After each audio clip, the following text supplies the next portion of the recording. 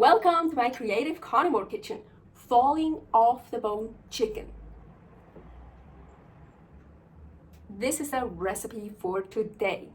So honestly, I'm not really a fan of falling off the bone chicken. I like chicken much better in other ways, but a lot of people love that, and it's not bad for me, and this is mainly for Paul, so I thought I want to show you this recipe here, falling off the bone chicken.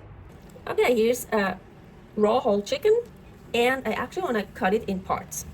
I like to start with the wings. Here by the shoulder, basically dislocated. Well, you can see the bone.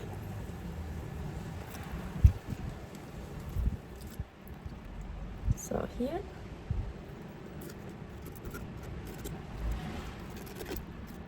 So you can keep the legs together like you have a quarter. We call that a leg quarter, like this, the thigh and the drumstick.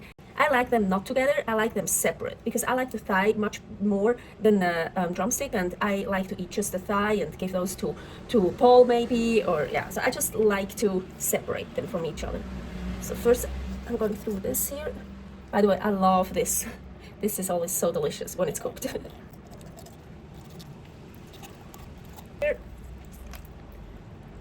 And dislocating, you kind of got to feel where the bone is. So here you see,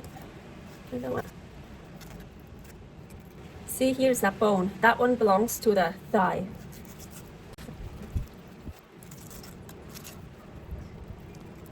Now the thighs.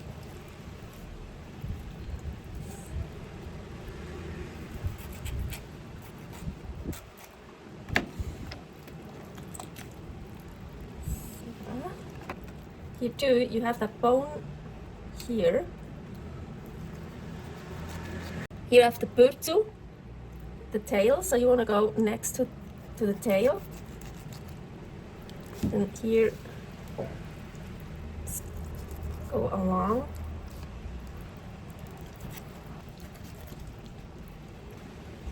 Now we have the breast. So, see here's like that middle thing, and see where the middle is. So I'm gonna cut kinda in the middle, and then I kind of choose a side. So here I cut in the middle.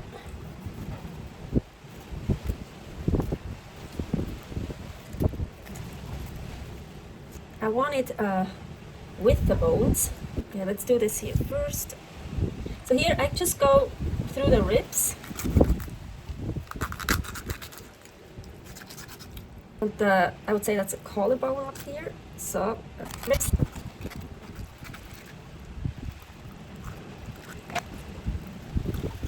So this is the back part. Here now I'm just gonna go through this. So you kind of have to decide this one here, which side you want it. So I left it on that side. So now I'm gonna use some salt. So I want to place the pieces skin up, and it won't fit that everything is like exposed. So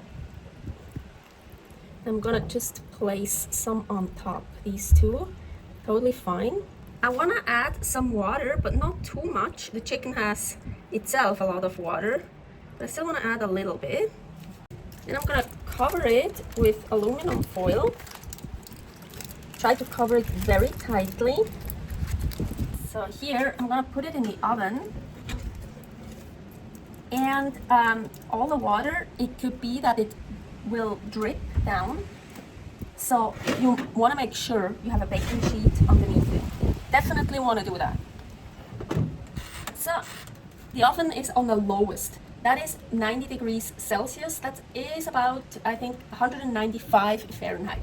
So it's just the lowest, top and lower heat, so both. And now I'm just gonna leave it in there for at least 6 hours. Actually, there's not a whole chicken in it, there are pieces in it, so 4 hours will probably be enough too. It's been almost 6 hours, the chicken is out, so it's still on, and I'm gonna turn it to the highest heat, from the lowest to the highest here, that's 230 Celsius, and just upper heat So like broil. Oh, look at this. Huh, it actually even got already a little bit color. Last time I did it, it didn't get any color. Here, I don't know if you can see it, but do you see all this? So you definitely want something underneath because this came all out from that. So, and here I already put some of the liquid in here. It's falling off the bone chicken, and it really is. So we have to work really carefully. So now I want to transfer all the pieces on this sheet because you see I have some of them stacked on top of each other. This is not big enough for all the pieces to be set next to each other. Fucking asshole.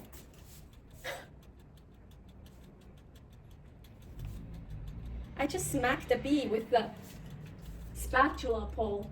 So, and I want the pieces to stay intact. So it is a bit difficult, especially they're really hot.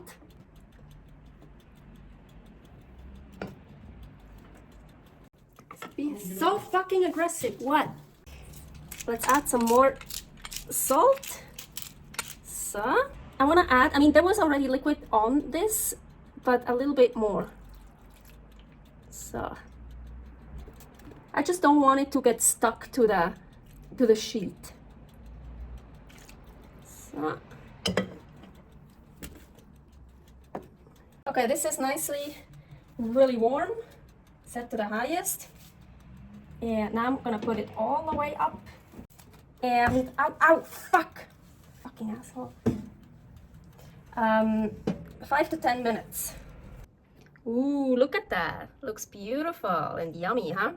So this juice and all this juice, you see there's a lot of juice. I could pour all that in a pan and let it reduce, make the sauce out of it, mix it with some egg or whatever. I basically never do that.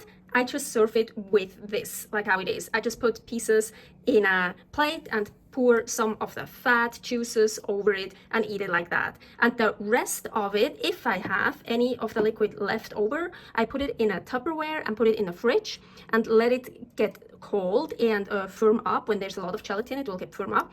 And on the top, there's a layer of fat. I usually take that off. And then underneath, I have nice jello. So that's what I do with the liquid. Don't throw it away.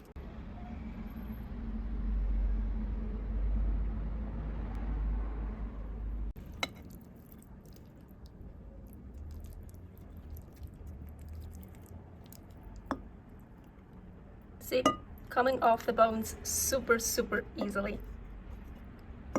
As mentioned, this is just not my favorite for chicken, but yeah, let's eat a little bit.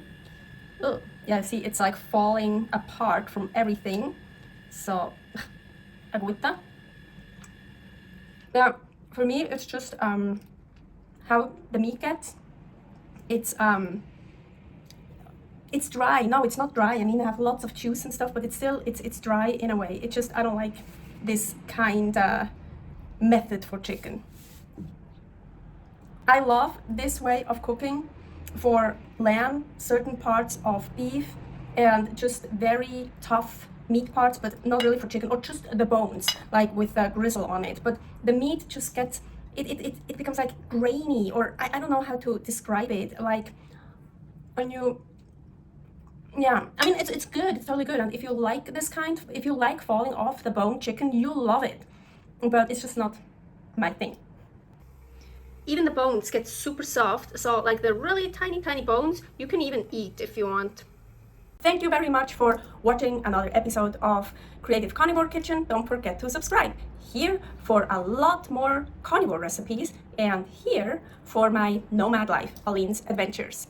See you soon. Stay happy, stay healthy. Servus!